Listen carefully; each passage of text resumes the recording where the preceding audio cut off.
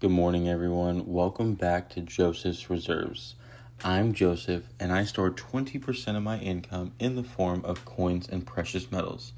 Today, I want to talk to you about my personal stacking strategy, which is built around something that a lot of people overlook, the gold to silver ratio, or the GSR.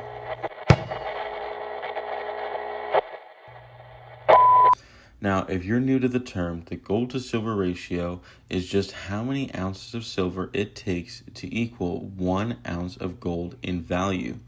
Historically, this number has been all over the place.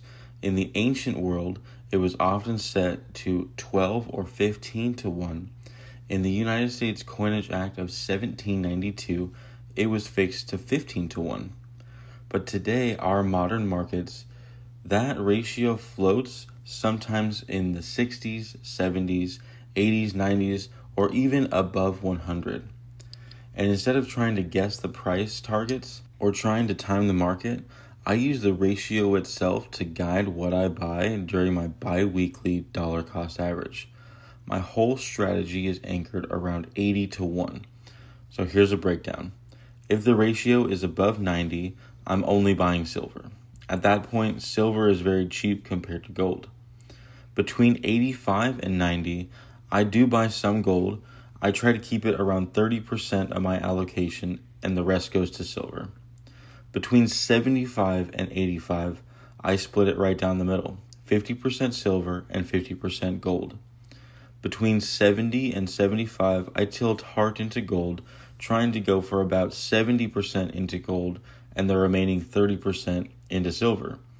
And if this ratio drops below 70, I'm going all in on gold. This keeps me disciplined. I don't have to make any guesses of what's going to happen tomorrow. The ratio just tells me what's undervalued relative to each other, and I let that guide my stacking. But here's where it gets powerful. I don't just buy based on the ratio. I also use big swings in the gold to silver ratio to grow my stack over time. Here's the math. If 80 ounces of silver at an 80 to 1 ratio equals 1 ounce of gold in value, but that ratio later drops to, let's say, 40 to 1, that same 80 ounces can be swapped into 2 ounces of gold. That's literally doubling your gold holdings just by being patient and letting the ratio swing in my favor. And when the ratio goes to the other way, say it climbs back up to the 80s or 90s, I can trade some gold back into silver, and now I'm holding even more ounces than what I started with. This is how I think about stacking.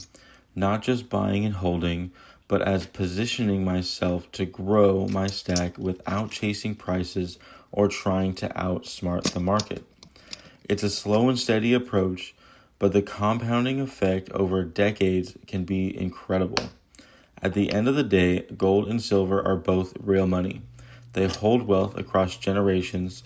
By using this ratio as my anchor, I can save with purpose and stay disciplined and let the time do the heavy lifting.